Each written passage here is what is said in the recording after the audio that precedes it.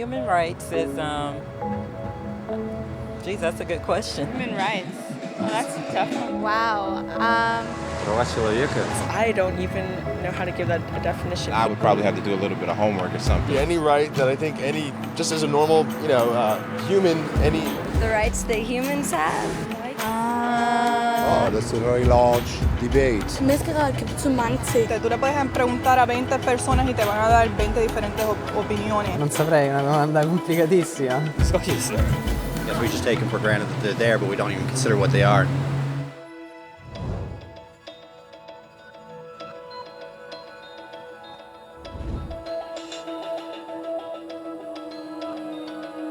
Los derechos humanos son los derechos que tienes simplemente por ser humano.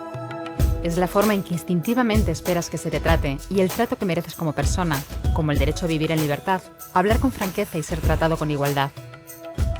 Hay muchos tipos de derechos. La mayoría tienen que ver con cierto grupo.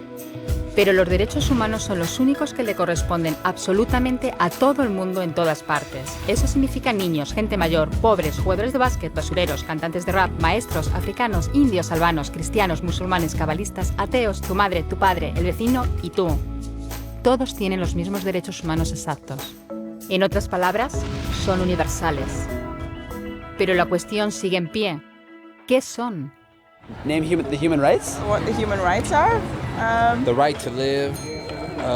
Equality between all peoples. Right to religion, the right to... Is there supposed to be a list somewhere I should be aware of? De acuerdo con las Naciones Unidas, hay un total de 30 derechos humanos, que generalmente se agrupan y se llaman simplemente derechos humanos. Se enumeran en la Declaración Universal de los Derechos Humanos, que es el documento sobre el tema más aceptado en el mundo. Pero llevó mucho tiempo para que llegaran. Al principio no había derechos humanos. Si estabas con la gente adecuada, estabas a salvo. Si no, no lo estabas. Pero entonces Ciro el Grande decidió cambiar todo eso. Tras conquistar Babilonia, hizo algo completamente revolucionario. Anunció que todos los esclavos podían irse en libertad.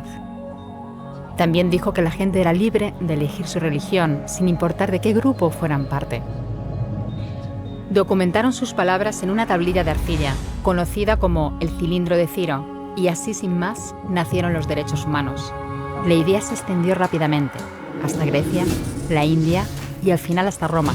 Se dieron cuenta de que la gente seguía de forma natural ciertas leyes, incluso aunque no se les dijera que las siguieran.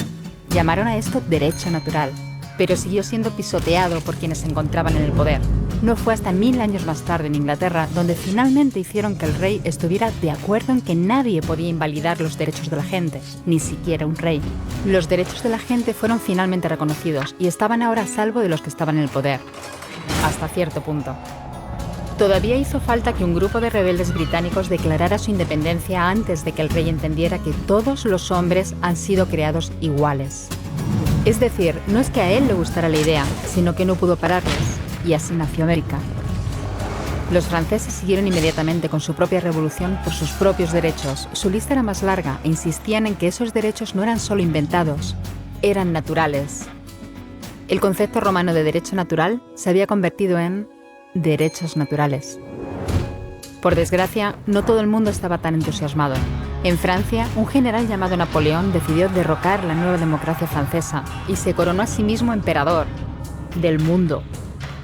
Y casi tuvo éxito. Pero los países de Europa unieron fuerzas y lo derrotaron. Y los derechos humanos eran una vez más un tema candente. Se redactaron acuerdos internacionales garantizando ampliamente muchos derechos por toda Europa, pero solo a través de Europa. El resto del mundo de alguna forma todavía no cualificaba. En vez de eso fueron invadidos, conquistados y consumidos por los enormes imperios europeos. Pero entonces un joven abogado de la India decidió que ya había sido bastante. Se llamaba Mahatma Gandhi y frente a la violencia insistió en que toda la gente en la tierra tenía derechos, no solo en Europa. Al final, hasta los europeos empezaron a estar de acuerdo. Pero no iba a ser tan fácil. Habían estallado 2 guerras mundiales. Hitler exterminó a la mitad de la población judía de la Tierra en los horrorosos campos de muerte nazi. En total, 90 millones de personas habían muerto. Nunca los derechos humanos habían estado tan horriblemente cerca de la extinción. y nunca había estado el mundo tan desesperado por un cambio. De forma que los países de la Tierra hicieron causa común y formaron las Naciones Unidas. Su propósito básico era reafirmar la fe en los derechos humanos fundamentales, en la dignidad y el valor de la persona humana.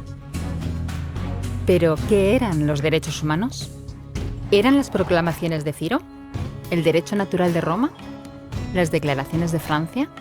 Todo el mundo parecía tener una idea ligeramente distinta de lo que deberían ser los derechos humanos. Pero bajo la supervisión de Eleanor Roosevelt, finalmente se pusieron de acuerdo en una serie de derechos para absolutamente todo el mundo. La Declaración Universal de Derechos Humanos.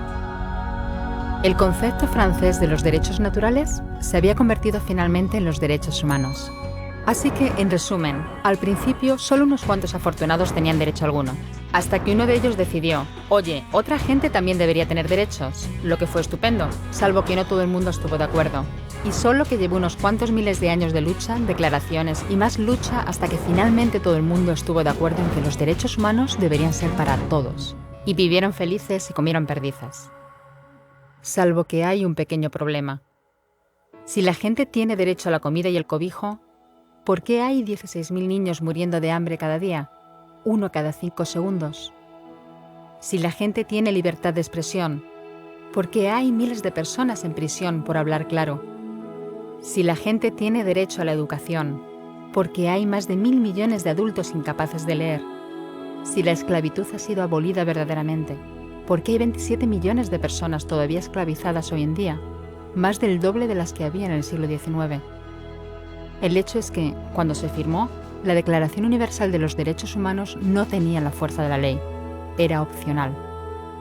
Y a pesar de muchos más documentos, convenciones, tratados y leyes, todavía es poco más que palabras en una página. Así que la cuestión es, ¿quién hará que esas palabras sean una realidad? Cuando el Dr. King se manifestó en pro de la igualdad racial, se estaba manifestando por los derechos que las Naciones Unidas habían garantizado hacía casi 2 décadas. Pero con todo, se manifestó. Cuando Nelson Mandela defendió la justicia social en la década de 1990, su país ya había estado de acuerdo en abolir esa discriminación desde hacía ya casi 40 años. Pero con todo, él luchó. Los que luchan hoy en día contra la tortura, la pobreza y la discriminación no son gigantes o superhéroes. Son gente, niños, madres, padres, maestros, individuos librepensadores que se niegan a quedarse callados, quienes se dan cuenta de que los derechos humanos no son una lección de historia, no son palabras en una página, no son discursos, ni anuncios, ni campañas de relaciones públicas. Son las elecciones que hacemos cada día como seres humanos. Son la responsabilidad que todos compartimos, de respetarnos mutuamente, ayudarnos y proteger a los necesitados. Como Eleanor Roosevelt dijo, ¿dónde empiezan después de todo los derechos humanos universales? En pequeños lugares cerca de casa, tan cerca y tan pequeños que no pueden verse en los mapas del mundo.